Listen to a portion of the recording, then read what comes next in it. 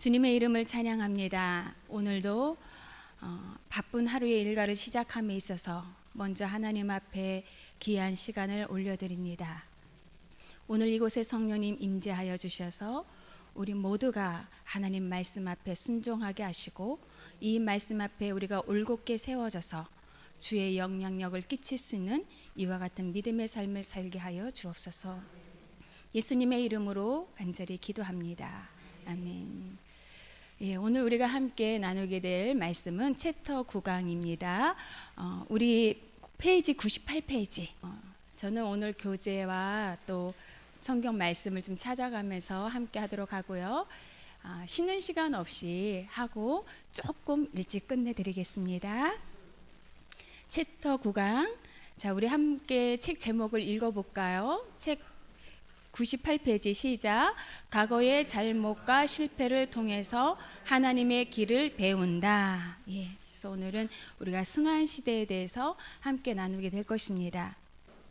여러분, 오늘 98쪽에 보면은 특별히 우측에 보면 이렇게 나와 있습니다. 사사기와 사무엘상 처음 8장은 찾으셨어요? 우리 함께 그 단락을 좀 읽어보겠습니다. 사사기와 사무엘상 처음 8장은 히브리 민족이 5단계로 이루어진 죄의 순환을 7차례나 반복했다고 각각 기록한다. 예.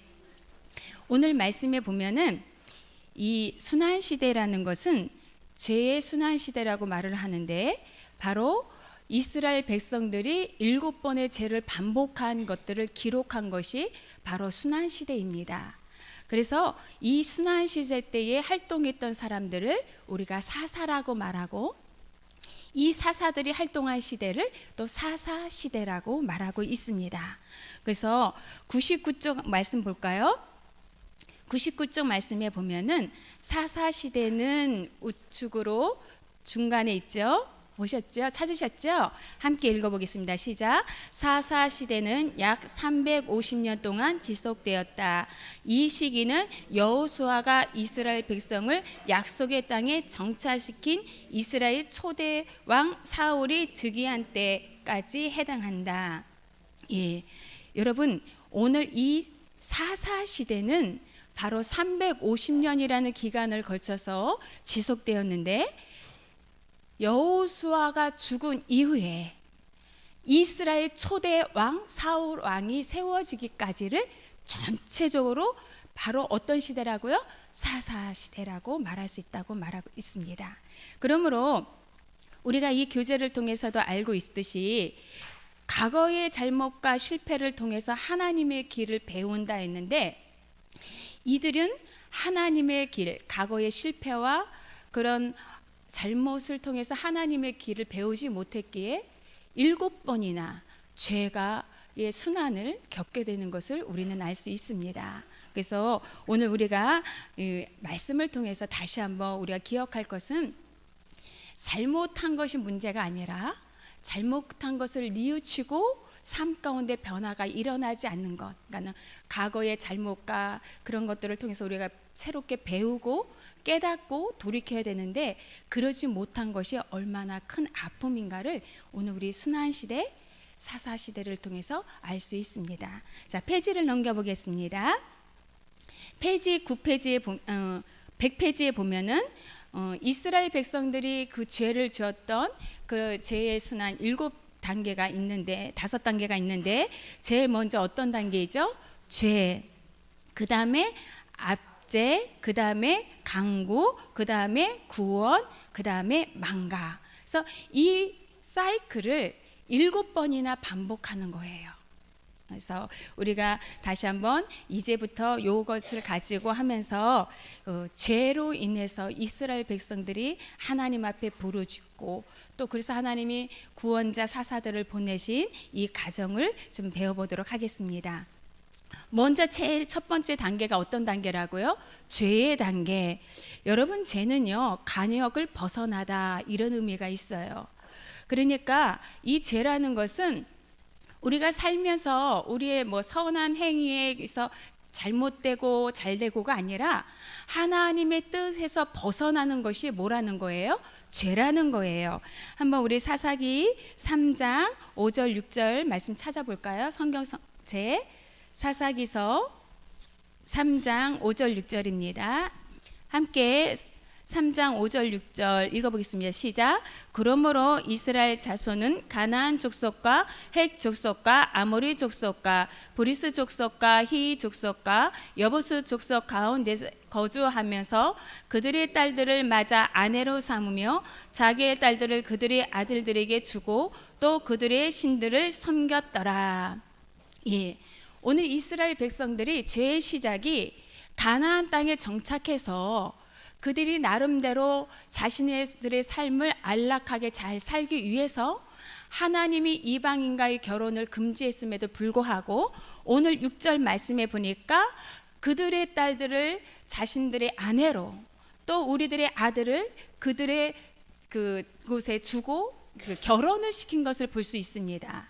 그러면서 오늘 6절 끝에 보면 그들의 신들을 어떻게 했다고요? 섬겼더라. 예, 이것이 죄입니다.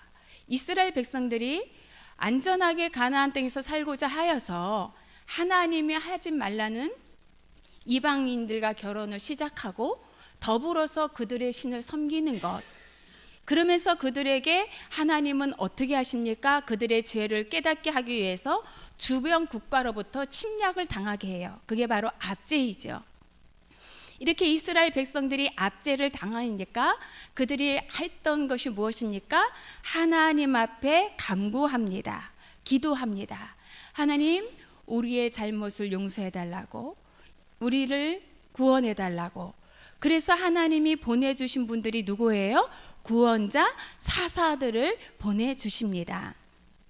여러분, 구원자 사사들이 와서 잠시 동안 평화가 유지돼요.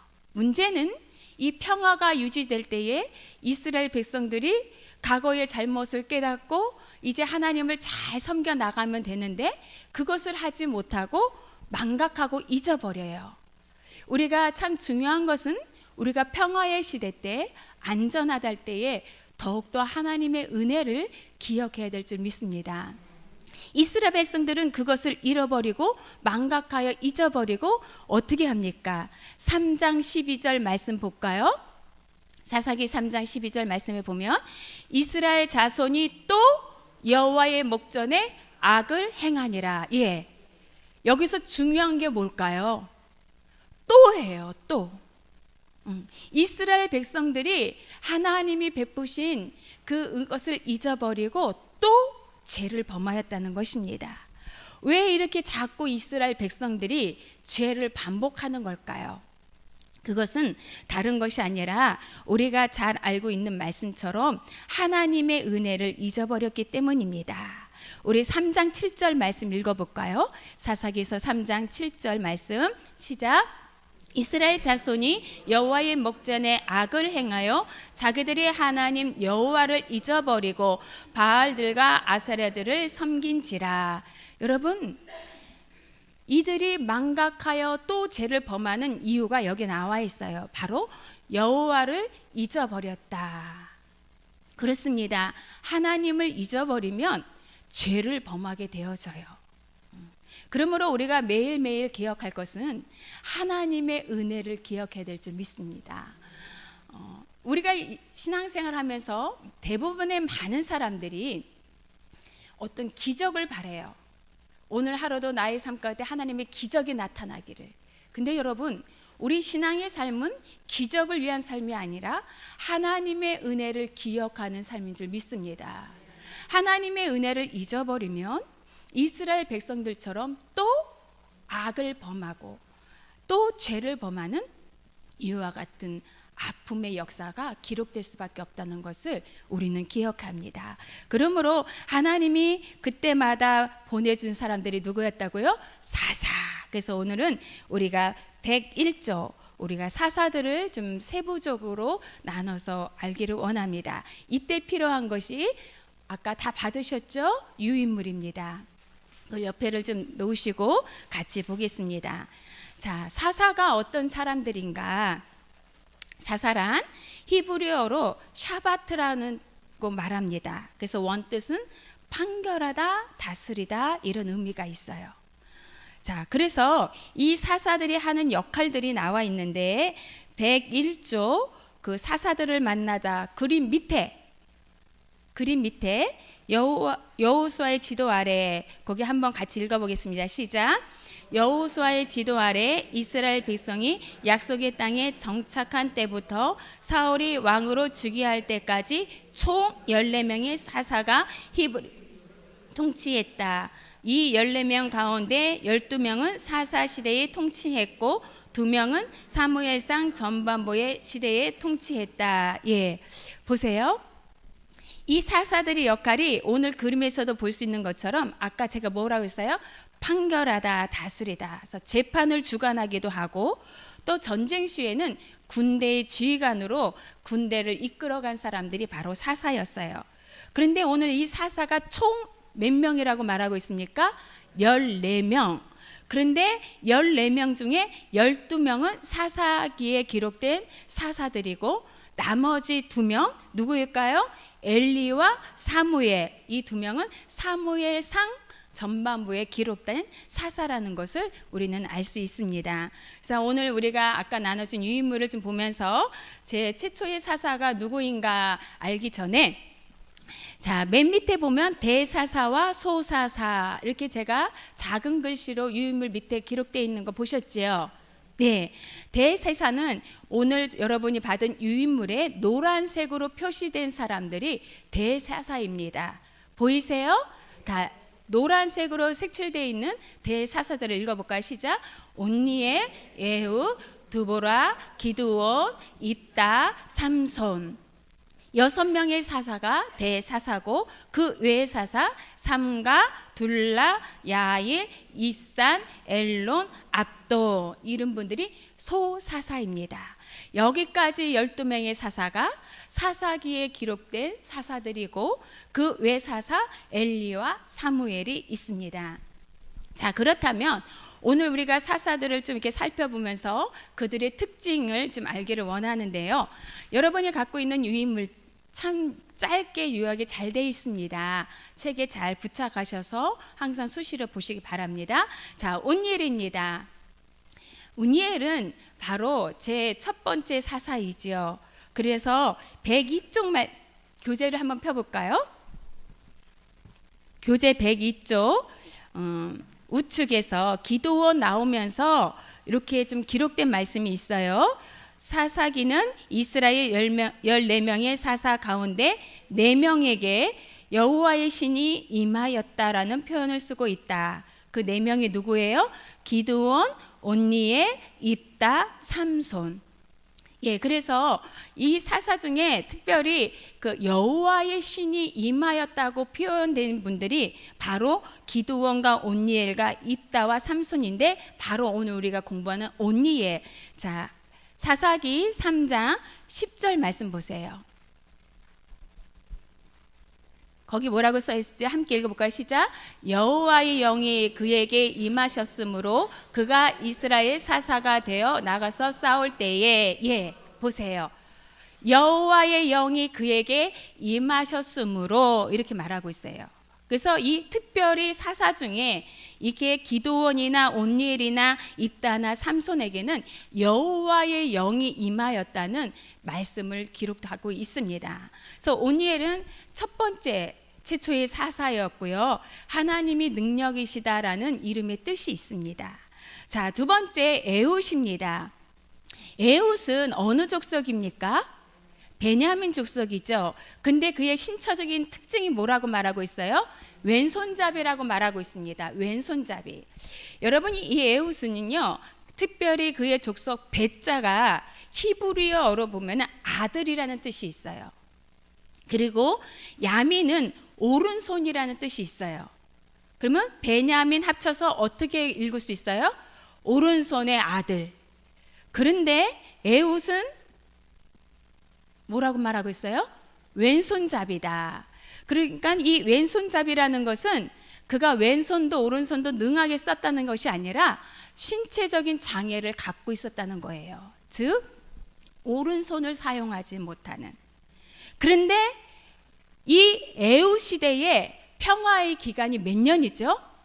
80년. 여러분이 그 사사들의 그 유인물 보면은 제일 긴 평화의 시간을 갖고 있어요. 80년.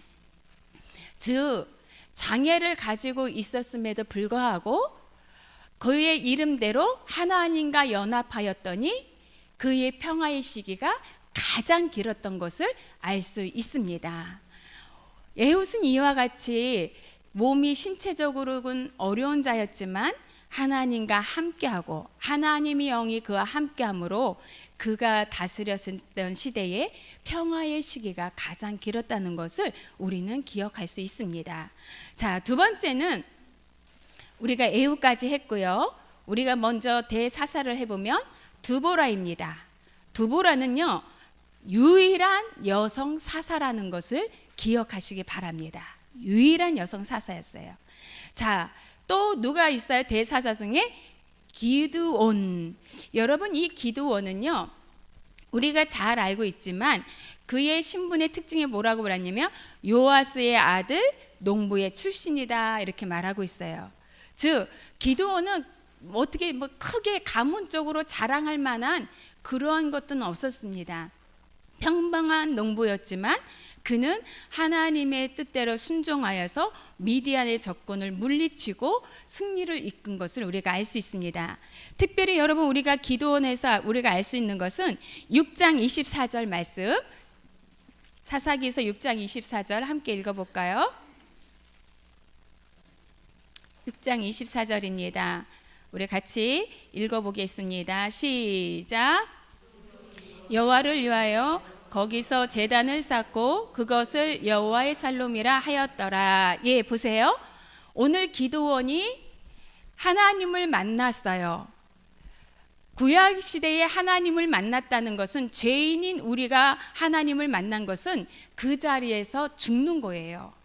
근데 기드온이 죽을 줄 알았는데 하나님의 사자가 아니다, 죽지 않을 것이다, 그렇게 말해주고 기드온이 너무 감격하고 감사해서 그곳에 제단을 쌓고 그곳의 이름을 뭐라고 불렀다고요? 여호와 샬롬. 우리가 잘 알죠. 여호와 샬롬 어떤 의미가 있어요? 평화. 하나님은 평화시다. 여러분, 오늘 우리가 여기서 우리가 잠시 기억해야 될 것은 구약에 보면 많은 하나님의 이름들이 있어요. 우리가 잘 알고 있는 그 모든 하나님의 이름들은 다 하나님을 만난 후에 그 하나님을 찬양한 것이 바로 하나님의 이름이 되었다는 사실입니다. 그러므로 우리가 잘 알고 있는 뭐 여호와 이레, 여호와 니시, 여호와 라파, 여호와 로이, 이런 모든 것들은요 다 하나님을 1대1로 만난 후에 그 하나님의 이름을 높인 거예요. 이것은 오늘날도 우리도 이와 같은 믿음의 삶을 살아야 되는 것을 교훈하고 있습니다. 여호와의 샬롬의 하나님이 성경에만 기록된 하나님이 아니라 내가 이 땅에 살아가면서 수많은 어려움과 두려움과 공포에 있을 때에 평화를 주신 하나님. 그래서 우리도 이 하나님을 고백해야 돼요. 하나님은 여호와 샬롬의 하나님이십니다.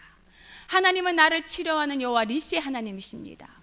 하나님은 나의 목자이십니다. 여호와 로이 하나님이십니다.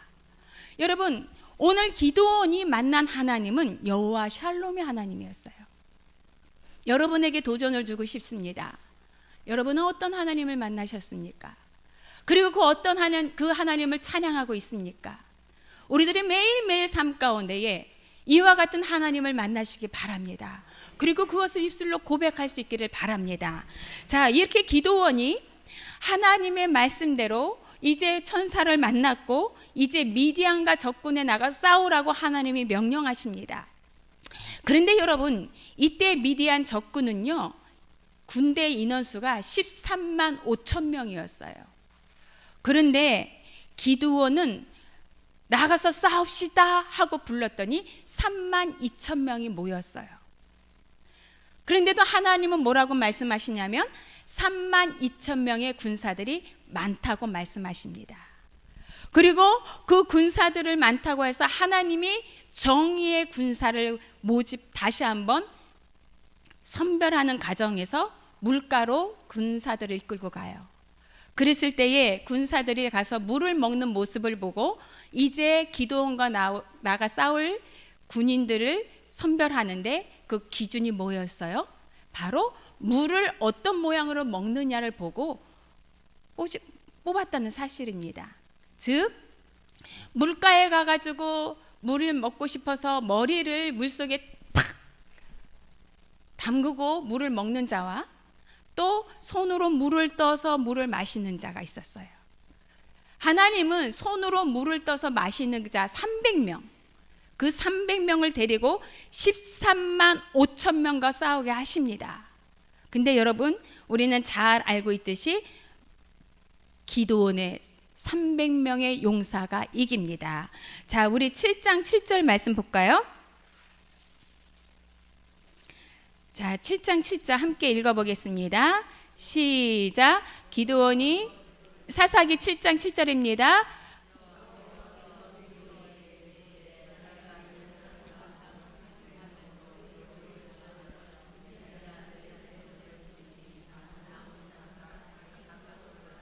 네, 예.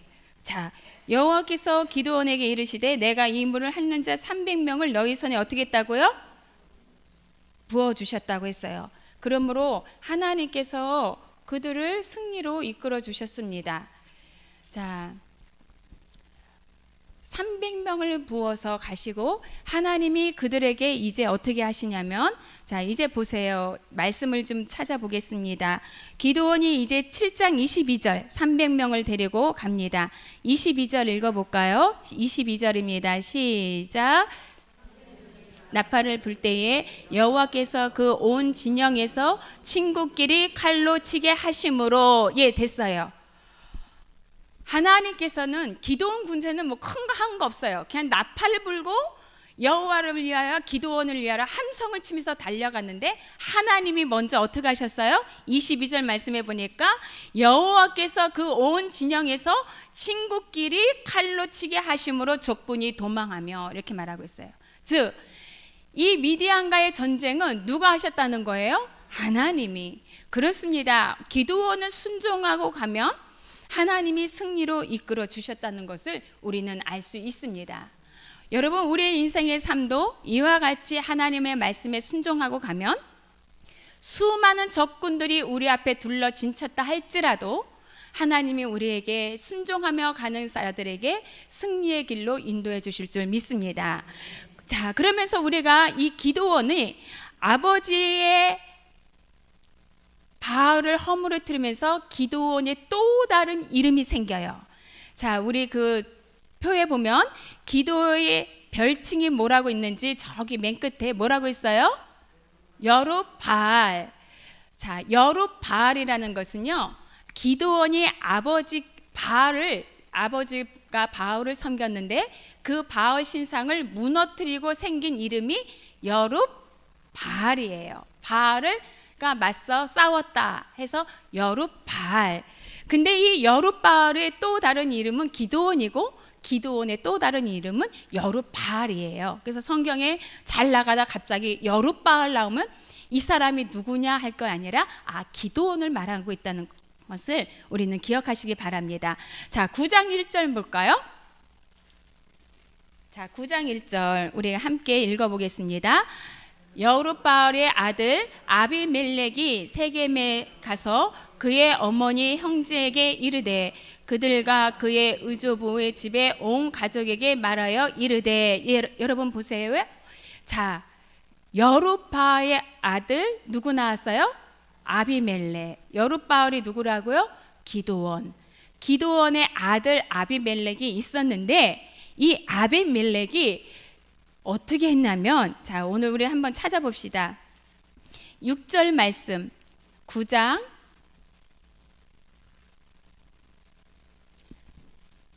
찾으셨어요? 예, 5절 6절 함께 읽어볼게요. 시작. 오브라에 있는 그의 아버지 집으로 가서 여룻바알의 아들 곧 자기 형제 70명을 한 바위에서 죽였으되 다만 여룻바알의 막내 아들 요담은 스스로 숨었으므로 남으니라. 6절요. 세겜의 모든 사람과 밀로 모든 족속이 모여서 세겜에 있는 상수리 나무 기둥 곁에서 아비멜렉을 왕으로 삼으니라. 자, 보세요. 기드온의 아들 아비멜렉이 왕이 되고 싶어서 자기의 형제들 69명을 다 한 자리에서 죽입니다. 그리고 나서 6절 마지막에 보니까 아비멜렉이 왕으로 삼았다. 권력에 눈어두어서 자신의 모든 가족 동생들을 죽이는 그런 모습들을 볼 수 있습니다. 자, 기드온도 보면은 참 약함이 있음을 우리가 알 수 있지요. 가족이 아픔 아니겠어요? 아비멜렉, 여룻바알, 기드온의 아들 아비멜렉이 형제들을 다 죽이고 그 왕권을 차지하는 이런 아픔이 있는 것을 우리는 볼 수 있습니다. 자, 그러므로 하나님이 쓰신 사사들은 다 완벽한 사람이 아니라 환경이나 신체적으로나 자라온 가정이나 다 어려움이 있었지만 그들은 하나님께서 세우셨기에 하나님의 신이 임하셨기에 하나님의 사사로 사명을 감당했다는 것을 우리는 알 수 있습니다. 자, 입다입니다. 여러분, 입다는요, 사사기 11장 말씀을 좀 보겠습니다.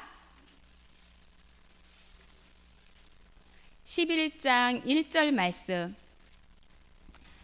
자, 함께 읽어볼까요? 시작. 길앗 사람 입다는 큰 용사였으니 기생이 길앗에게서 낳은 아들이었고, 예, 여러분 보세요. 입다는 누구의 아들이었다고요? 기생의 아들이었다고 말하고 있어요. 그의 가정도 보면 참 힘들고 아픔이 있는 그런 가정인 것을 알 수 있습니다. 하지만 우리가 그 입다는 그런 상황 가운데서도 하나님의 말씀대로 암몬을 무찌르고 오는 길에 입다가 오늘 신분의 특징에 보면은 경솔한 언어로 딸을 죽게 함 이렇게 되어 있죠. 잘못된 서원을 통하여서 딸이 죽게 되는 이와 같은 슬픔을 갖게 됩니다. 즉 입다가 암몬과 전쟁에서 승리하고 올 때에 입다가 뭐라고 하나님께 서원하면 하나님 나를 전쟁에서 승리케 하시면 내가 고향으로 돌아갈 때에 제일 먼저 나와서 나를 반기는 그것을 하나님께 온전히 드리겠습니다 라고 서원을 해요. 근데 이게 웬일입니까? 전쟁에서 승리하고 갔더니 누가 나와서 제일 먼저 환영해요? 딸이. 근데 여러분, 학자들의 견해는 두 가지 견해가 있어요. 이 딸을 진짜 온전히 번제로 드렸다는 견해가 있고, 이 딸의 평생에 시집을 가지 아니하고 살았다는 견해가 있어요. 여러분, 둘 중에 어떤 하나가 선택된다고 해도 그 여자에게는 얼마나 힘든 시간이겠어요. 그렇지 않겠어요? 어떤 학자의 말이 맞느냐가 중요한 것이 아니라 입다가 잘못된 서원을 통하여서 딸이 힘든 삶을 살게 되었든지 오늘 말씀대로 번제를 드려져서 하나님께 드리게 되었든지, 참 중요한 것은 여기서 우리가 깨달을 교훈은 우리가 급한 마음으로 하나님 앞에, 조급한 마음으로 하나님 앞에 서원하고 기도하는 것이 아니라, 우리 대부분의 많은 사람들이 급하면 막 서원하잖아요. 근데 중요한 것은 우리가 궁급한 상황 가운데서도 하나님이 우리와 함께 한다는 이 사실을 기억하시고 기도하고 오늘 이따 같이 이런 실수를 범하지 않는 지혜가 있게 되어야 될 줄 믿습니다. 또 우리가 이제 마지막으로 대사사 중에 삼손을 보게 될 것입니다. 여러분, 우리가 삼손은 너무 잘 알고 있어요. 백사 쪽을 한번 봐볼까요? 백사쪽 삼손. 삼손의 특징하면 우리가 뭘 알 수 있을까요? 나실인. 여러분, 오늘 보면은 나눠준 유인물에 보면 삼손은 단 족속이고 나실인으로 가장 강한 사람이다 이렇게 표현되어 있어요. 여러분, 나실인은 민수기 6장에 보면 세 가지를 금해야 합니다. 제일 먼저 뭐였어요? 포도주와 독주를 마시면 안 돼요. 두 번째는 시체를 만지면 안 됩니다. 세 번째는 머리카락을 자르면 안 돼요.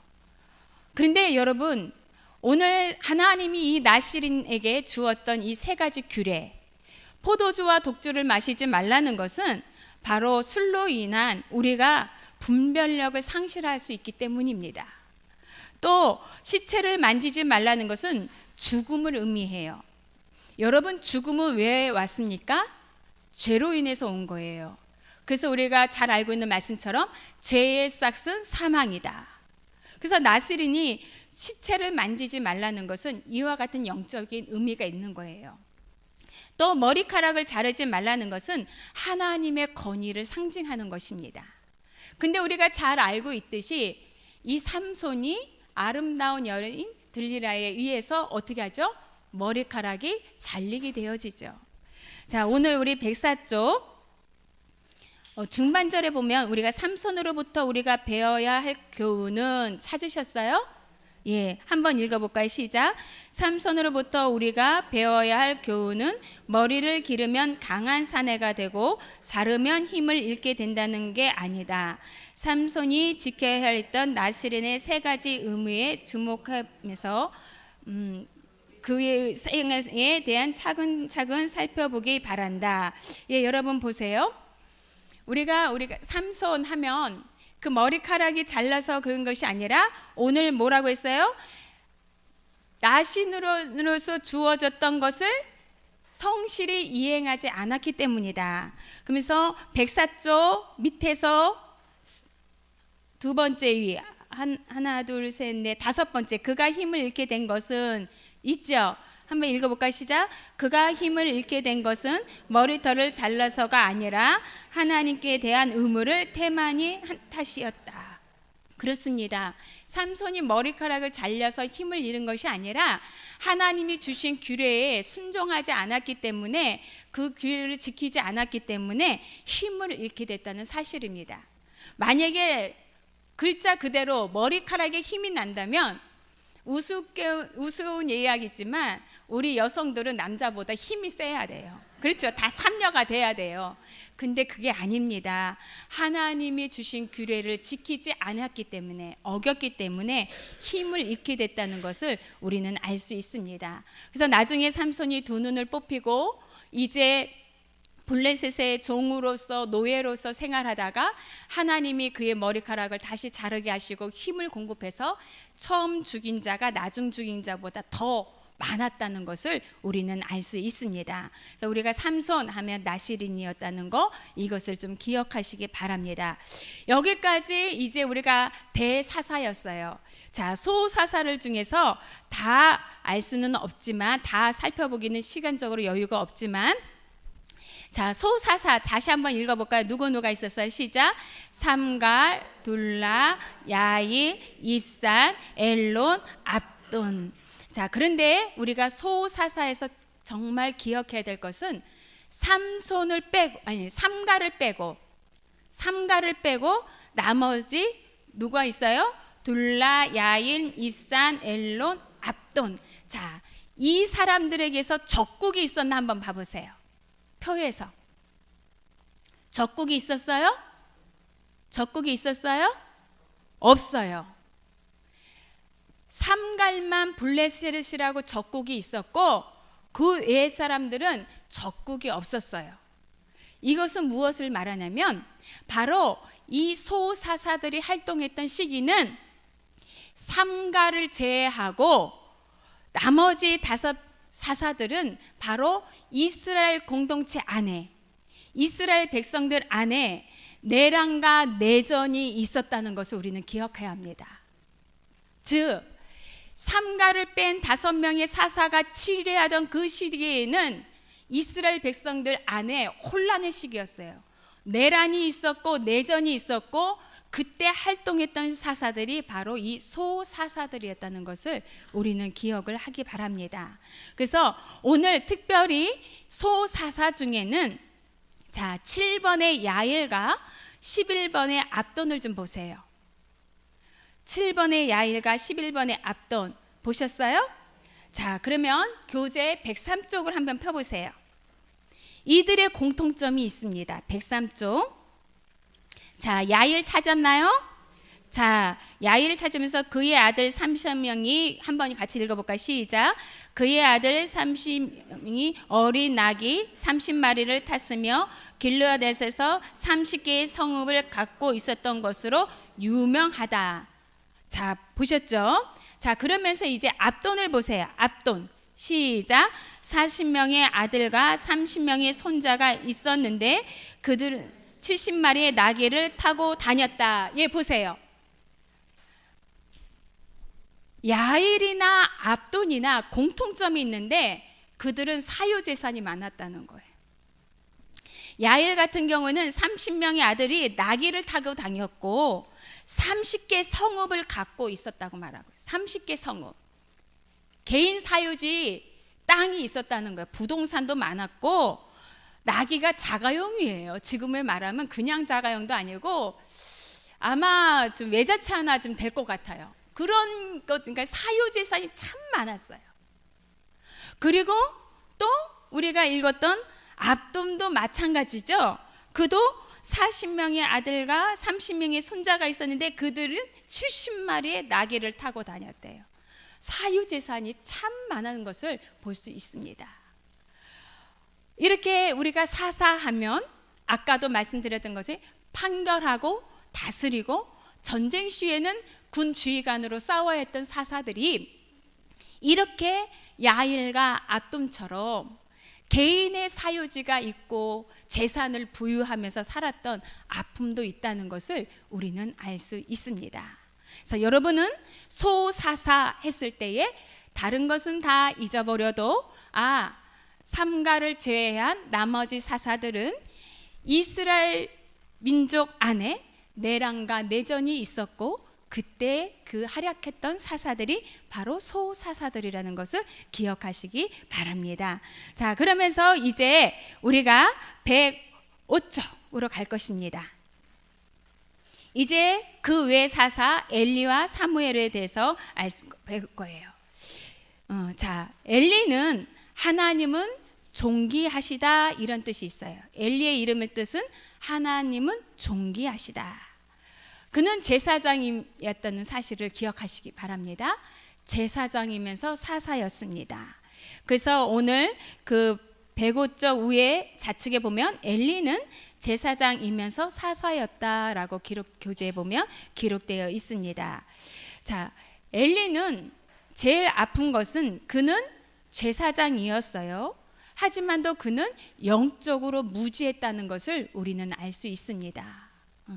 그래서 백성들에게 옳은 길로, 그리고 더 심지어는 자신의 자녀들조차도 죄를 범함에도 훈계하지 못하는 연약한 제사장이었던 것을 알 수 있고, 또 엘리 시대의 블레셋, 삼손 이후로 블레셋이라는 나라는 시시탐탐 계속해서 이스라엘 백성들을 쳐들어오고 또 나가고 쳐들어오고 이것이 계속 이어집니다. 엘리 시대 때도 바로 블레셋이 쳐들어오는데 그들이 블레셋과의 전쟁에서 무엇을 갖고 나가냐면 언약궤를 가지고 나갑니다. 자, 오늘 우리가 엘리가 교재 보세요. 엘리가 찾았어요.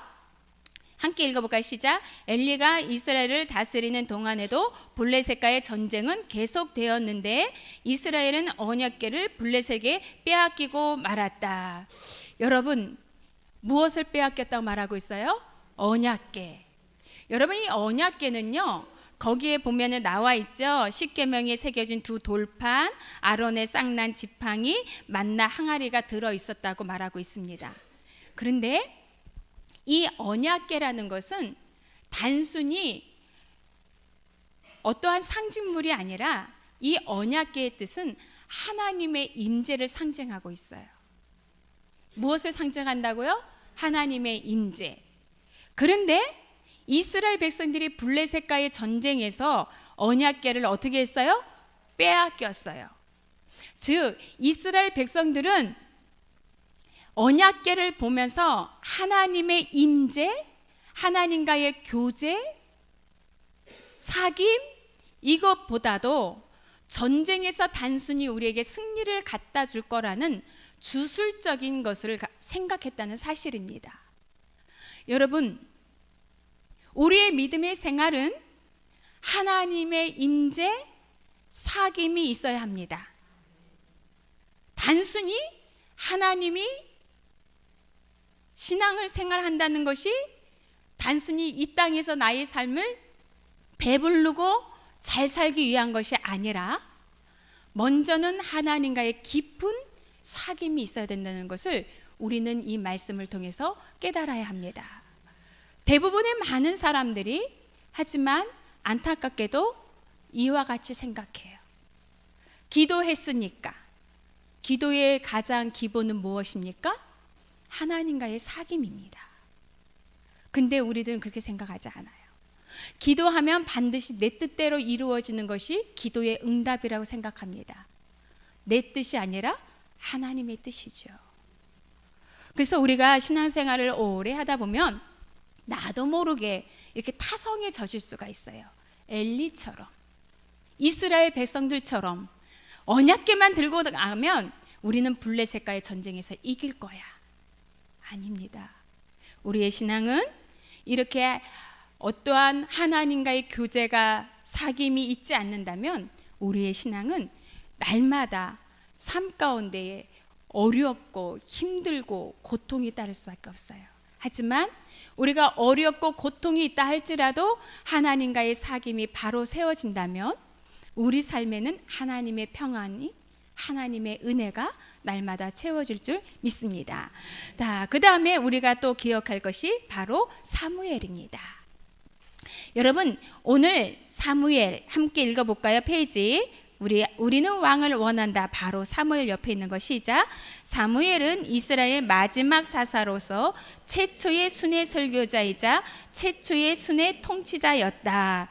여러분, 그렇습니다. 이 사무엘은요, 오늘 말씀하신 것처럼 최초의 순회 설교자이고 최초의 순회 통치자였습니다. 그래서 사무엘의 뜻은 여호와께 구함이란 뜻이 있어요. 그리고 이 사무엘은 마지막 사사입니다. 그리고 이 사무엘을 통해서 우리가 조금 전에 읽었던 처럼 사무엘은요, 한 곳에만 있었던 것이 아니라 순회하면서 이스라엘 백성들을 통치하고 다스렸어요. 자, 사무엘상 한번 읽어볼까요? 7장 16절입니다. 사무엘상 7장 16절.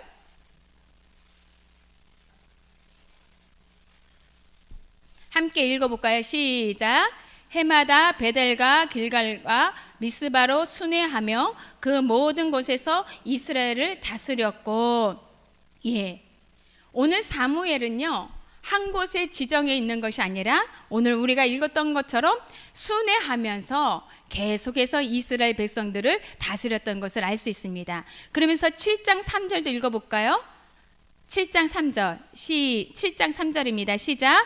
사무엘이 이스라엘 온 족속에게 말하여 이르되 만일 너희가 전심으로 여호와께 돌아오거든 이방신들과 아사다롯과 너희 중에서 제거하고 너희 마음을 여호와께로 향하여 그만을 섬기라. 됐습니다. 사무엘은 이렇게 순회하며 이스라엘 백성들에게 선포한 것이 이스라엘 백성들로 하여금 우상 숭배를 버리고 여호와께 돌아오라고 끊임없이 가르친 것을 우리는 알 수 있습니다. 자, 이 사무엘 시대에도 엘리 시대와 마찬가지로 블레셋이 침공합니다. 그랬을 때에 사무엘은 이스라엘 백성들을 미스바로 모이게 하고 기도하고 또 어떻게 합니까? 승리를 하게 되어지므로 그곳에 기념비를 세우죠. 자, 12절 말씀 함께 읽어볼까요? 7장 12절 시작. 사무엘이 돌을 취하여 미스바와 센 사이에 세워 이르되 여호와께서 여기까지 우리를 도우셨다 하고 그 이름을 에벤에셀이라 하니라. 아멘. 여러분, 오늘 사무엘이 돌을 세웠는데 그 돌을 향하여 뭐라고 말했다고요? 에벤에셀, 하나님이 여기까지 우리를 도우셨다. 아까 우리가 여호와의 이름도 그렇듯이 오늘 우리 안에도 기념비가 있어야 합니다. 기념비가 무엇입니까? 바로 어떤 일을 기념하고 또 승리를 갖다 준 자에게 기념하기 위해서 세우는 것이 기념비예요.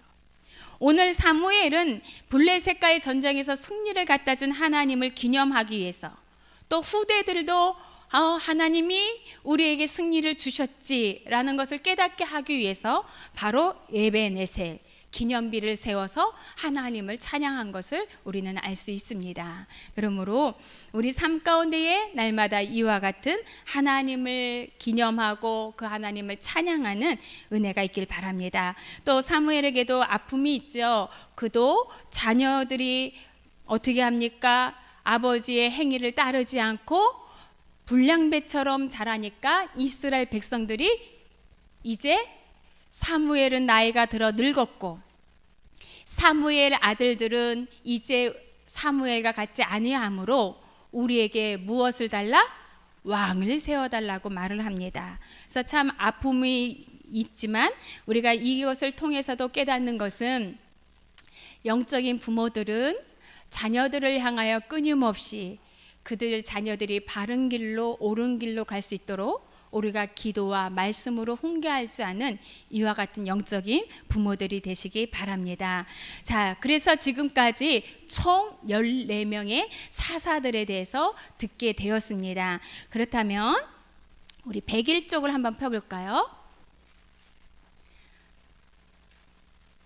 자, 101쪽에 보면은 다음 질문을 보고 당신의 판단력을 시험해 보라. 어떤 사사에 대한 설명인가 이제 써보라는 거예요. 한번 우리가 해보겠습니다. 101쪽 찾으셨죠? 자, 왼손잡으로 성경에 유일하게 이름이 언급된 사람은? 그렇죠. 소모는 막대기로 블레셋 사람 600명을 무찌른 사람은? 삼손? 삼갈. 우리가 아까 그 삼갈을 지나쳐서 그렇죠. 소모는 막대기. 자, 세 번째. 사사이자 선지자이자 시인이었던 여인은 최초의 사사 두보라. 예. 양털을 이용해 하나님께 표적을 구한 사람은 기드온. 제가 양털 얘기 안 하니까 몰랐죠? 기드온이 하나님께 미디안을 적군을 쳐들어가기 전에 하나님께 양털을 가지고 시험합니다. 그래서 이 양털에만 이슬이 맺혀지게 하고 땅은 마르게 해주세요. 그때 하나님이 그대로 해주셨고 다시 이제 양털은 바짝 마르고 땅은 이슬에 젖게 해주세요. 그랬더니 하나님이 그렇게 해주셨어요. 그래서 기드온이 미디안을 치러 갑니다. 자, 그 다음에 차기 사사 자리를 차지하기 위해서 이복 형제 69명을 죽인 사람은 누구였어요? 아비멜렉. 제가 아까 얘기했죠. 아비멜렉. 예. 자, 그 다음에 전쟁에서 승리하고 돌아올 때 누구든지 자기를 제일 먼저 영접하는 사람을 하나님께 제물로 바치겠다고 경솔하게 서원해서 결국 자신의 무난 동료를 바친 사람은? 그렇죠. 여자에게 홀린 긴 머리에 힘센 장사는? 그렇죠. 블레셋에게 언약궤를 빼앗길 당시에 제사장과 사사 역할을 겸비하고 있던 사람은? 엘리. 맞습니다. 사울과 다윗에게 기름을 부어 그들을 왕으로 세웠던 사람은? 사무엘. 예. 그래서 이 14명의 사사, 특별히 중요한 사사들을 여기 이렇게 요약되어 있는 거예요. 그러니까 한번 보시고 집에 가서 교재와 함께 다시 살피시면 많은 도움이 될 것입니다. 자, 그 다음에 이제 우리가 페이지 106조. 이제 뭐에 대해서 하냐면 룻기입니다. 여러분 룻기서를 좀 펴볼까요?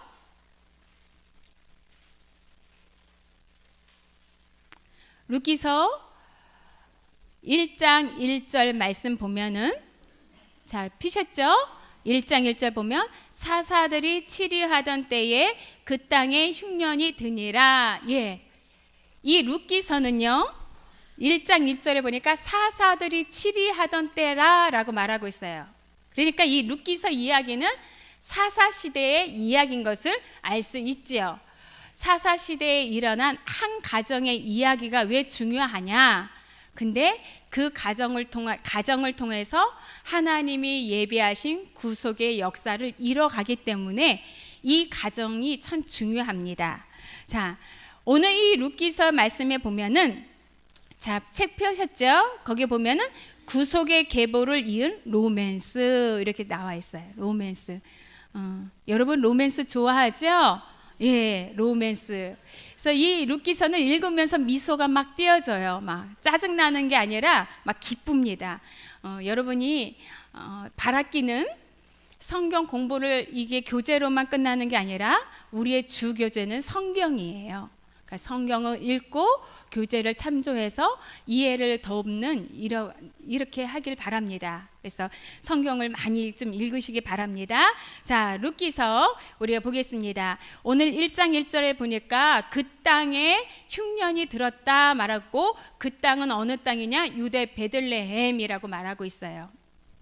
여러분 베들레헴의 뜻이 뭐죠? 떡집. 떡집에 흉년이 들었다는 것은 참 힘든 상황을 말하고 있는 거예요. 그런데 오늘 그 흉년의 때에 한 가정이 모압으로 이민을 갑니다. 그 가정이 누구냐면 2절에 나와 있어요. 그 사람의 이름은 엘리멜렉이요 그의 아내의 이름은 나옴이며 그의 두 아들의 이름은 말론과 기론이니 이렇게 말하고 있어요. 한 가정이 흉년을 피해서 어떻게 합니까? 모압으로 이민을 가요.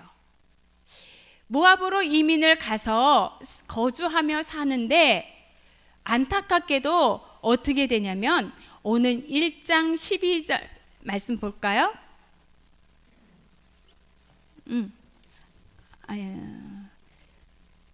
아니요, 죄송합니다. 1장 12절이 아니라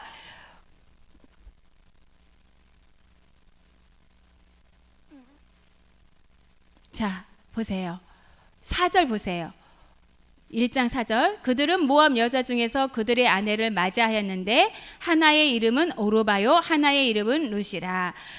그들이 거기서 거주한 지 10년쯤에 자 10년쯤에 보세요. 말론과 기론 두 사람이 다 죽고 그 여인은 두 아들과 남편의 뒤에 남았더라. 자 보세요.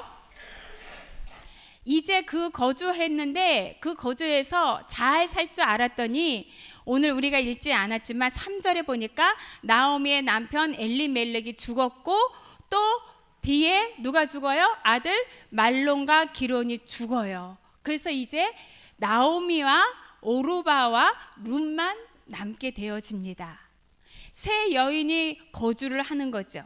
여러분 나오미에게 소망이 있겠어요? 없겠어요? 소망이 없어요. 남편도 죽고 두 아들도 다 죽었어요. 철저하게 소망이 없습니다. 그러면서 나오미가 뭐라고 고백하냐면 1장 13절 보세요. 맨 끝에 보면 1장 13절 보면 여호와의 손이 나를 치셨으므로 나는 너희로 말미암아 더욱 마음이 아프도다 하매. 두 자부에게 하는 거예요. 누가 나를 치셨다고 말하고 있어요? 여호와의 손이. 여호와의 손이 나를 치셨다. 여러분 이 나오미는요 여기서 이 여호와의 손이 나를 치셨다는 것은 바로 하나님의 주권을 인정하는 거예요. 그리고 더 나아가서는 이 시련이 바로 하나님께로부터 왔다는 것을 고백하면서 자신은 이제 이 신앙으로 이 시련을 통하여서 신앙이 성숙하고 있음을 보여주는 것입니다. 하나님의 손이 나를 치었다. 이것은 쉽게 고백할 수 있는 게 아니거든요. 근데 나오미는 그렇게 고백을 합니다. 여러분 우리도 이와 같이 어떤 상황에 있을 때에 우리가 기억해야 될 것은 어떤 힘든 상황에서도 우리가 신앙을 잃는 것이 아니라 나오미처럼 신앙이 하나님께 대한 신앙이 더욱더 성숙해 갈 수 있는 이와 같은 은혜가 있어야 됩니다. 그래서 오늘 우리가 고난을 통하여서 신앙이 성숙한 사람들이 많이 있어요. 누가 있죠? 성경에 보면 요셉도 그랬고 욥도 그랬고 우리가 잘 알고 있는 다윗도 그랬어요. 그들은 고난을 통하여 신앙이 성장해 갔습니다. 그래서 시편 119편 71절에 보면은 고난당하는 것이 내게 유익이라 이로 말미암아 내가 주의 율례들을 배우게 되었나이다 라고 고백합니다. 오늘 나오미는요 그거였어요. 흉년을 피해서 모압으로 갔지만 모압에서 사랑하는 가족들을 잃게 되어집니다. 그랬을 때 좌절하고 넘어지고 포기할 터인데 소망이 없는 나오미는요 그런 상황 가운데서도 다시 한번 회복하기 위해서 베들레헴으로 돌아갑니다. 그러면서 아까 우리가 읽었던 13절의 말씀은 이제 자부들에게 너희들도 이제 각각 고향 모압의 가정으로 돌아가라고 말하는 거예요.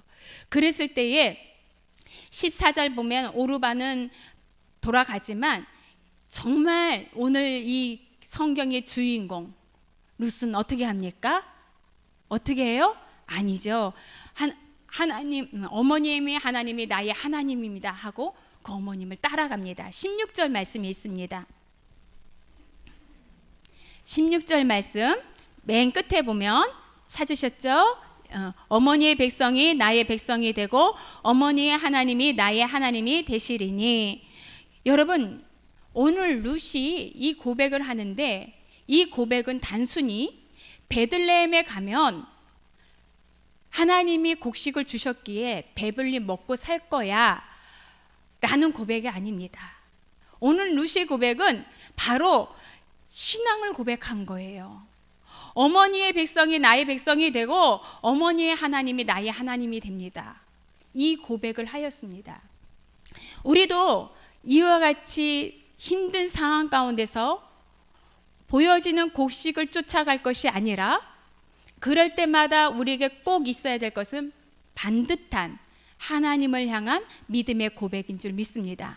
오늘 룻이라는 여인은요, 오르바처럼 그냥 모압 땅에 거주하고 친정으로 돌아가면 잘 살 수 있어요. 베들레헴에 오면 이방 여인이라고 손가락질 받고 홀대를 당할 수도 있어요. 그럼에도 불구하고 그는 단호하게 어머니의 백성이 나의 백성이 되고 어머님의 하나님이 나의 하나님입니다 라고 고백하고 그 어머님을 쫓아옵니다.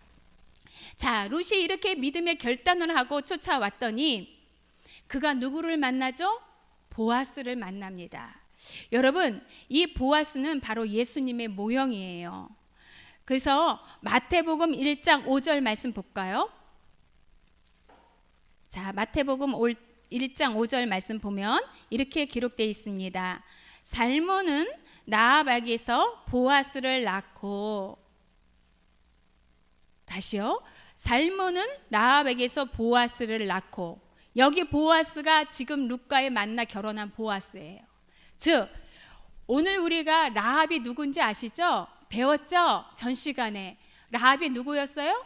기생이었어요. 여리고의 기생이었어요. 근데 그 기생의 가정에서 보아스라는 인물이 나왔습니다. 하나님의 구속의 역사는 이렇게 시작되었습니다. 자, 이렇게 보아스를 낳고 이제 보아스와 룻이 결혼을 하게 되어지죠. 자, 이 보아스와 룻이 결혼을 하면서 정말 하나님의 그 약속의 계보가 이루어집니다. 우리 사사기 4장 21절 22절 말씀 보겠습니다. 아까 마태복음 1장 5절의 말씀이 21절에 있어요. 읽어볼까요? 시작. 살몬은 보아스를 낳고 보아스는 오벳을 낳고 오벳은 이새를 낳고 이새는 다윗을 낳았더라. 아까 살몬이 라합과 결혼해서 보아스를 낳았다고 했죠. 근데 여기서는 라합은 빼고 살몬은 보아스를 낳았고 보아스는 룻과 결혼해서 누구를 낳았어요? 누구를 낳았어요? 오벳을 낳았어요. 사사기 4장 21절 22절에 4장 21절 22절 다시 한번 읽어볼까요? 시작. 살몬은 보아스를 낳았고 보아스는 오벳을 낳았고 오벳은 이새를 낳았고 이새는 다윗을 낳았더라. 룻기 아유 죄송합니다. 룻기 하잖아요 지금. 그쵸? 못 찾았어요? 저만 읽었군요. 죄송합니다. 룻기 4장 21절 22절 찾으셨죠? 거기 보면 살몬은 보아스를 낳았다. 그렇죠? 자, 이렇게 룻기는 보아스와 결혼을 해서 아이를 낳는데 그 아이의 이름이 뭐예요? 오벳이에요. 그리고 그 오벳이 이새를 낳고 이새는 누구를 낳았다고요? 다윗을 낳았어요. 그러면서 예수님의 족보가 시작되는 것을 볼 수 있습니다. 회복이죠. 자, 여러분, 오늘 우리가 여기서 이 보아스는 기업 물을 자입니다. 기업 물은다. 여러분, 이 기업 물은다는 것은 아무나 기업을 물을 수 있는 게 아니에요. 가까운 친족만 물을 수가 있습니다. 그래서 룻기서 2장 20절 말씀 보겠습니다. 룻기서 2장 20절 말씀 시작. 나오미가 자기 며느리에게 이르되 그가 여호와께로부터 복받기를 원하노라. 그가 살아있는 자와 죽은 자에게 은혜 베푸기를 그치지 아니하도다 하고, 나오미가 또 그에게 이르되 그 사람은 우리와 가까우니 우리 기업을 물을 자 중에 하나이니라 하니라. 보아스를 향해서 말하는 거예요. 그 사람은 우리와 가까우니 우리의 기업을 물을 자 한 사람이다. 근데 기업을 물은 데는 두 가지가 있어요. 하나는 오늘 이 룻이 남편과 결혼을 해서 살았지만 자녀가 있었어요? 자녀가 없었어요. 그러니까 먼저 손을 잇게 해주는 거예요. 그래서 이스라엘 백성들을 그 기업에 물은다는 것은 이런 의미도 있는 거예요. 만약에 형제가 결혼을 했는데 자녀가 없이 죽으면 그 다음 동생이 그 형의 아내를 자신의 아내로 맞이해서 배를 잇게 해줘야 되는 거예요. 근데 오늘 보아스는 그 일을 감당합니다. 그래서 오벳을 낳죠. 또 기업을 물은다는 의미에는 어떤 것이 있냐면 바로 잃어버린 땅을 어떻게 하는 거예요? 다시 돌려주는 거예요. 다시 찾아주는 겁니다. 두 가지의 기업 물을 의무가 있는 거예요. 근데 오늘 이 룻기서에 보면 보아스는 이 두 가지를 다 이행을 합니다. 그래서 이 보아스는 참으로 예수님의 모형으로 우리들을 위하여서 십자가에 지시고 구원하시고 우리들의 그 모든 것들을 인도해 주시는 그 하나님의 예수님의 그 모형을 우리는 알 수 있습니다. 자, 그러면 이제 시간이 얼마 안 남았는데, 자, 그러면서 이 룻기서는 아까 우리가 읽었던 구속의 계보를 이은 로맨스, 그렇죠? 자, 하나님의 뜻을 이뤄가는 그런 것을 우리는 룻기서를 통해서 볼 수 있습니다. 그러면 여러분 아까 사사기를 좀 기억해 보십시오. 사사기 1장 1절에는 어떻게 기록되어 있어요? 누가 죽었어요? 여호수아가 죽은 후에, 그렇죠? 그리고 사사기 마지막 절을 한번 볼까요? 자, 21장. 자, 읽어보겠습니다. 25절 시작. 그때에 이스라엘 왕이 없으므로 사람이 각기 자기의 소견에 옳은 대로 행하였더라. 여호수아가 죽고 사람이 각각 자기 소견대로 옳은 대로 행한, 즉 사사시대에는 소망이 일도 없어요. 누구 마음대로 살아요? 자기 마음대로. 여러분, 소망이 없는 것은 왜 없을까요? 자기 소견대로 사는 거예요. 우리의 삶의 기준은 뭐가 돼야 될까요? 말씀이 돼야 돼요. 내 생각에는 이런데요, 필요 없어요. 내 생각 중요하지 않아요. 뭐가 중요합니까? 하나님의 말씀. 그래서 사사기는 소망이 안 보여요. 왜? 내 생각으로 행하고 살았기 때문에.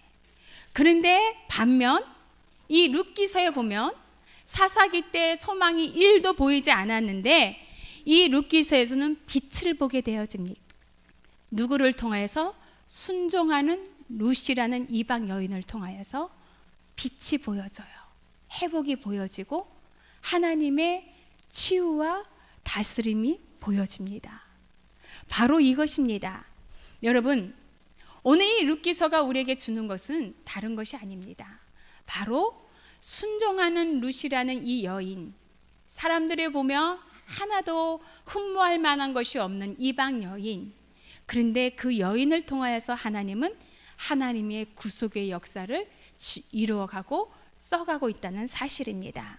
그러므로 우리는 이 룻기서를 통하여서 순종, 사사기에 자기 소견대로 옳은 대로 행했던 것이 아니라 하나님의 말씀대로 순종하고 가는 것이 얼마나 가장 큰 축복이고 하나님이 기뻐하시는 일인 것을 깨닫게 되길 바랍니다. 자, 말씀을 맺겠습니다. 우리가 오늘 이 룻기서를 통하여서 우리가 알 수 있는 것처럼 이 룻기서는요, 바로 하나님께서 우리를 향한 놀라운 일들을 계획하고 지금도 이뤄가고 있음을 소망을 주는 메시지입니다. 그러므로 여러분, 우리 안에 이러한 소망이 있게 되시기를 바랍니다. 그래서 사사기에 침울하고 암흑기 같은 그런 시기에서 룻기를 통해서 우리에게 소망을 주신 하나님, 그 소망을 주신 하나님을 더욱더 신뢰하며 나갈 때에 우리의 삶은 승리하는 삶이 되어질 줄 믿습니다. 자, 혹시 이렇게 하면서 의문점이나 한번 질문하고 싶은 거 있으면 얘기해 주시면 제가 아는 것은 성심성의껏 답해 드리고 모르는 것은 공부해서 또 가르쳐 드리도록 하겠습니다. 있으신가요? 그냥 빨리 끝내는 게 너무 좋죠. 예, 그래요. 너무 감사하고요. 제가 조금 일찍 끝나는 것은 여러분들이 말씀을 이렇게 공부하는 것이 얼마나 중요한 거를 날마다 기억하시기 바랍니다. 그 미국이라는 나라는 큰 나라잖아요. 근데 그 미국이라는 나라에서 우리가 몇 년 전에도 우리들은 그랬어요. 집회, 2조 집회들이 많이 나왔어요. 그렇죠? 그래서 뭐 칼라 복사기에다 막 복사해가지고 2조 집회들이 막 나와서 그것들을 쓰고 막 그래가지고 나중에 잡히고 그랬는데 미국도 그렇대요. 달러가 2조로 만들어진 것들이 많대요. 그래서 그 미국에서는 그거 진짜인가 가짜인가 2조인가를 구별하기 위해서 훈련을 시키는 전담반이 있는데 그 훈련을 시킨 전담반에는 무엇을 가지고 훈련을 시키는지 아세요? 진짜인가 가짜인 것을 구별하기 위해서 진짜 달러만 보여준대요. 진짜 달러. 우리는 가짜가 이렇게 보여져야 될 것 같은데 그들은요, 눈만 뜨고 퇴근할 때까지 계속 진짜 달러만 본대요. 진짜 달러를 만지고 촉감을 느껴보고 무게를 순간에 손으로 느껴보고 진짜 달러만 본대요. 왜 그럴까요? 가짜는 자꾸 변형되기 때문에. 즉 가짜를 자꾸 보다 보면 여기서 변형되고 여기서 변형되면 진짜 몰라요. 그렇지만 진짜를 바로 알면 가짜는 눈 감고도 분별하는 거예요. 제가 왜 이 말씀을 드리는지 알겠죠? 성경 공부, 교재만 의존하지 마시고 말씀을 읽으세요. 그래서 이 말씀이 여러분에게 진짜가 되시기 바랍니다. 그래서 가짜 같은 어떠한 것들이 나에게 와도 분별해내시고 이건 가짜라고 판단하시기 바랍니다. 그래서 정말 진짜인 말씀, 우리의 생명을 주시는 이 말씀 사모하시고 이 말씀을 끊임없이 이제 성경 공부 끝났다 해서 성경을 덮어둘 게 아니라 매일같이 이 성경이 나의 삶의 실제가 될 수 있게 해서 기도하며 읽으며 묵상할 수 있는 이러한 우리 성도님들이 다 되시기 바랍니다. 잠시 기도하겠습니다. 하나님 감사합니다. 오늘 우리가 순환시대를 통하여서 하나님이 우리를 향한 계획과 뜻이 무엇인가를 알게 되었습니다. 하나님, 이스라엘 백성들이 죄로 얼룩져서 정말 소망이 없을 그때에도 하나님은 그들을 위하여 사사들을 예비하시고 또 그들에게 평화를 주시고 하나님의 계획하신 대로 인도한 것을 우리는 알 수 있습니다. 또 룻기라는 귀한 여인을 통해서 룻이라는 여인을 통하여서 예수 그리스도의 계보가 이루어가는 것을 우리는 알게 되었습니다. 하나님, 이와 같이 우리가 참으로 날마다 그 베푸신 하나님의 은혜를 기억하게 하시고 말씀 안에 순종하게 하시고 진리 되신 이 말씀을 사수하여서 우리의 삶 가운데에 참으로 빛과 소금 역할을 감당하는 이와 같은 은혜가 있게 하여 주옵소서. 주님을 찬양합니다. 이 한 주간도 말씀 안에 거하게 하시고 말씀을 읽는 자도 복 있고 듣는 자도 복 있고 그것을 지켜 행하는 자도 복 있다고 말씀하여 주셨사오니 우리가 하나님의 말씀을 가까이 하여 읽고 듣고 지켜 행하는 이와 같은 믿음의 삶을 살아갈 수 있도록 은혜를 허락하여 주옵소서. 주께 모든 영광 돌리며 예수님의 이름으로 축복하며 기도합니다. 아멘. 하나님께 영광 말씀 드리겠습니다.